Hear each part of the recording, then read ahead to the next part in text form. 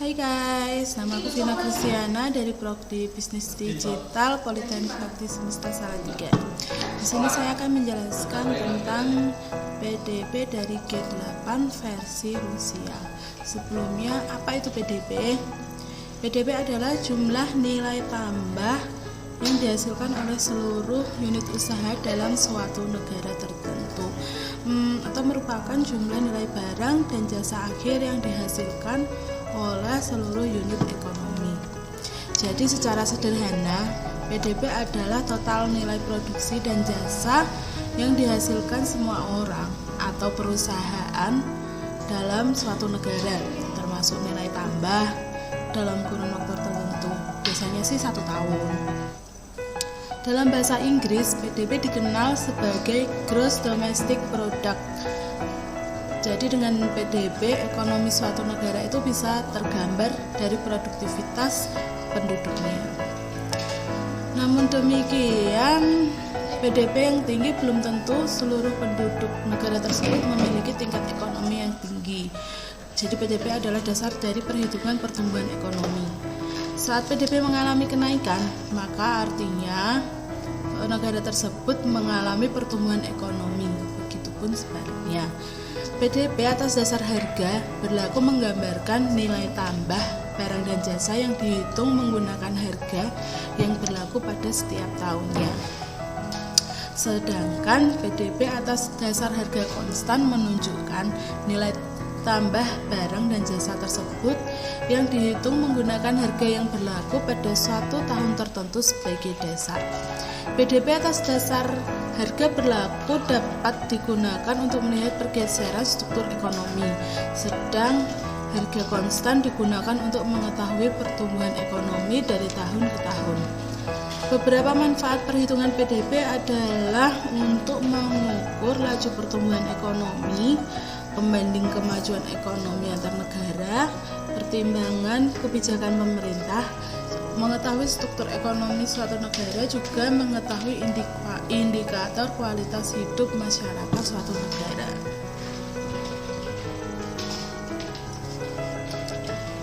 Jadi itu tadi adalah pengertian dari PDB ya guys ya. Sekarang saya mau membahas tentang negara G8 terbaru versi Rusia. Sebenarnya apa sih negara G8 yang versi Rusia itu? Jadi selama perang terjadi antara Rusia dan Ukraina, Amerika Serikat dikabarkan terus memberikan sanksi terhadap Rusia, bahkan hingga memutuskan hubungan ekonomi kan ya. Namun, embargo yang dilakukan oleh Amerika Serikat justru diklaim menciptakan titik pertumbuhan baru di dunia. Dari Rusia mengeluarkan negara grup X baru yang berisi 8 negara yang dianggap paling maju secara ekonomi di dunia. Indonesia masuk ke dalam daftar 8 negara tersebut. Hal itu disampaikan oleh Ketua Duma negara Rusia Vyacheslav Volodin melalui akun Telegramnya. Langkah Washington dan sekutunya untuk memutuskan hubungan ekonomi yang ada telah menciptakan titik pertumbuhan baru di dunia, kata si Volodin tadi. Volodin mengatakan menurut Ketua Parlemen, sanksi Barat justru membentuk kelompok 8 negara.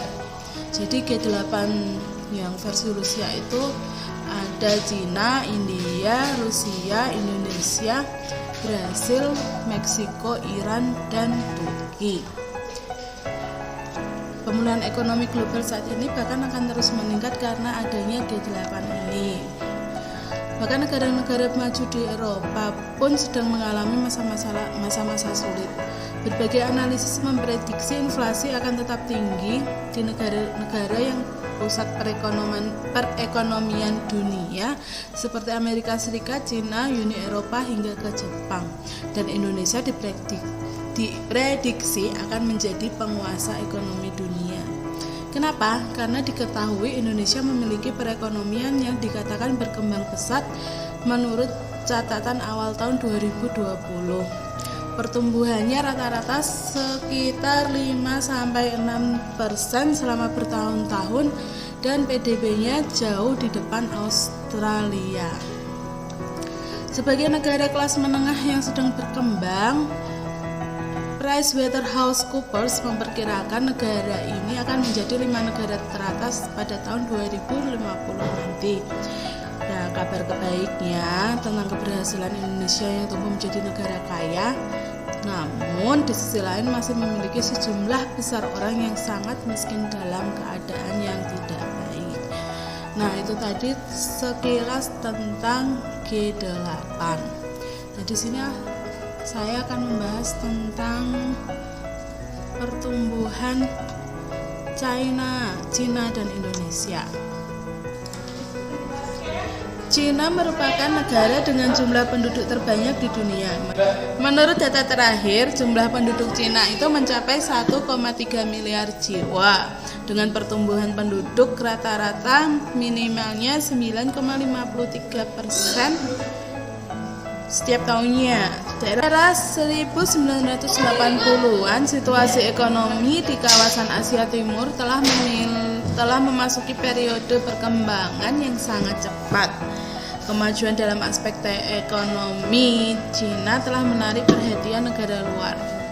Perkembangan yang dinamik dalam ekonomi di Cina merupakan salah satu di antara perkembangan yang penting pada abad ke-20. Nah, pada dekade kedua, yaitu sekitar 1960 hingga 1962 terjadi krisis ekonomi di Cina. Pada tahun 1978, Cina mulai meninggalkan sistem perencanaan bertahap dan kembali ke ekonomi yang lebih berorientasi pada pasar. Sehingga pada modernisasi yang diluncurkan pada tahun 1978 memperlihatkan kesungguhan Tiongkok yang ambisius mencapai kesuksesan dalam aspek ekonomi. Saat ini mayoritas rakyat Tiongkok atau Cina menjunjung tinggi para pendiri negaranya. Kesuksesan negara dengan penduduk terbesar di dunia di abad 21 saat ini adalah atas tekad dan konsistensi para pemimpin dalam membangun Guangzhou atau pusat peradaban. Sejak reformasi ekonomi di tahun 1978, tingkat kemiskinan penduduk Tiongkok turun dari 53% di tahun 1981 menjadi 8% di tahun 2001. Di 32 tahun 2008 ini, Tiongkok telah memasuki usia 30 tahun sejak reformasi ekonomi 1978 yang mengancam eksistensi hegemoni barat di dunia. Dari berbagai peristiwa yang pernah dialami, Tiongkok menjadi sebuah negara yang seperti sekarang ini, yaitu politik dan militernya telah menjadi dirinya sendiri sebagai negara yang disegani di dunia. Tiongkok mulai menerapkan household responsibility system di pedesaan dengan memberikan hak milik produk pertanian untuk pertama kalinya. Nah, itu tadi sekilas tentang Tiongkok atau yang biasa dikenal dengan Cina ya. Dan sekarang kita akan membahas tentang Indonesia. Dalam perjalanannya, Indonesia mencatatkan pasang surut pertumbuhan ekonomi sebagai data awal per kuartal ketiga 2018. Pertumbuhan ekonomi Indonesia tercatat 5,17% lebih tinggi dibanding periode yang sama seperti tahun-tahun sebelumnya. Dimulai dari kepemimpinan Soeharto yang terpanjang dibanding presiden lain ya. Pasang surut perekonomian Indonesia juga paling dirasakan pada eranya. Pada masa kekuasaan Soeharto menjadi presiden di saat perekonomian Indonesia tak dalam kondisi yang sangat baik. Pada tahun 1967, Pak Soeharto mengeluarkan Undang-Undang Nomor 1 Tahun 1967 tentang penanaman modal asing. Undang-undang ini membuka lebar pintu bagi investor asing untuk menanam modal di Indonesia. Tahun berikutnya Soeharto membuat rencana pembangunan 5 tahun dan program ini mendongkrak pertumbuhan ekonomi Indonesia hingga tembus 10,92% pada tahun 1970. Namun selama Soeharto memerintah, kegiatan ekonomi terpusat dalam pemerintahan dan dikuasai kroni-kroni presiden. Kondisinya sangat keropos. Pelaku ekonomi ini tak menyebar seperti saat ini. Ketika krisis, pemerintah kehilangan pijakan, ya bubarlah ekonomi Indonesia karena sangat tergantung pada pemerintah. Ucap Lana. Di tahun 1998 hingga 1999, yaitu di pemerintahan B.J. Habibie atau nama aslinya Jabaruddin Yusuf Habibie, dikenal sebagai rezim transisi. Salah satu tantangan sekaligus capaiannya adalah pemulihan kondisi ekonomi. Dari posisi pertumbuhan minus 13,13% pada 1998 menjadi 0,79% pada 1999. Habibie menerbitkan berbagai kebijakan keuangan dan moneter sehingga membawa perekonomian Indonesia ke masa kebangkitan. Kurs rupiah juga menguat dari sebelumnya 16.650 dolar Amerika Serikat pada Juni 1998 menjadi 7.000 per dolar Amerika Serikat pada November 1998. Pada tahun 1999 hingga 2001, Abdurrahman Wahid alias lebih dikenal dengan Gus Dur meneruskan perjuangan Habibie mendongkrak pertumbuhan ekonomi pasca krisis tahun 1998.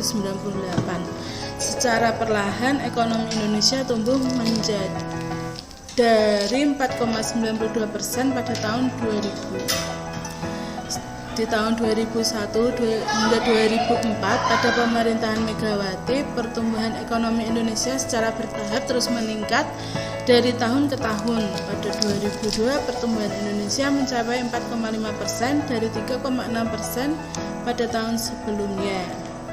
Perbaikan-perbaikan yang dilakukan pemerintah pada saat itu yakni menjaga sektor perbankan lebih ketat hingga menerbitkan surat utang dan obligasi secara langsung.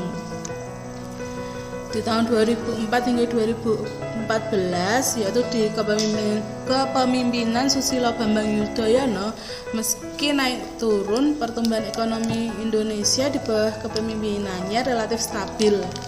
Pertumbuhan Indonesia cukup menggembirakan di awal pemerintahannya, yakni 5,69% pada tahun 2005. Dan pada tahun 2006 pertumbuhan ekonomi Indonesia sedikit melambat menjadi 5,5%. Pada 2009 di akhir periode pertama sekaligus awal periode kedua kepemimpinan Susilo Bambang Yudhoyono, ekonomi Indonesia tumbuh melambat di angka 4,63%. Pelambatan tersebut merupakan dampak krisis finansial global yang tak hanya dirasakan Indonesia tetapi juga ke negara lain. Sedangkan di tahun 2014 hingga 2019 pada saat kepemimpinan Joko Widodo, struktur APBN dengan lebih mendorong investasi, pembangunan infrastruktur dan melakukan efisiensi agar Indonesia lebih berdaya saing. Namun grafik pertumbuhan ekonomi Indonesia selama 4 tahun masa pemerintahan Jokowi terus berada di bawah pertumbuhan pada era SBY. Pada tahun 2015, perekonomian Indonesia kembali terlihat rapuh. Rupiah terus-menerus melemah terhadap dolar Amerika Serikat. Saat itu ekonomi Indonesia tumbuh 4,88%. Tetapi defisit semakin melebar karena impor kita cenderung naik atau ekspor kita yang cenderung turun. Di era Jokowi ini, arah perekonomian Indonesia tak terlihat jelas. Rencana pembangunan jangka menengah nasional seolah hanya sebagai dokumen tanpa pengawasan dalam implementasinya. Dalam kondisi itu tak diketahui sejauh mana RPJMN terrealisasi. Ini seperti Depolita yang lebih fokus dan pengawasannya dilakukan dengan baik sehingga bisa dijaga. Berdasarkan asumsi makro dalam APBN 2018, pemerintah memprediksi pertumbuhan ekonomi 2018 secara keseluruhan mencapai 5,48%. Pada tahun pemilu 2019, Indonesia mencatatkan pertumbuhan ekonomi 5,2% dan perang Amerika Serikat dan Cina dan harga komoditas yang fluktuatif dituding sebagai penyebab penurunan kinerja ekonomi dibandingkan capaian pada tahun 2018.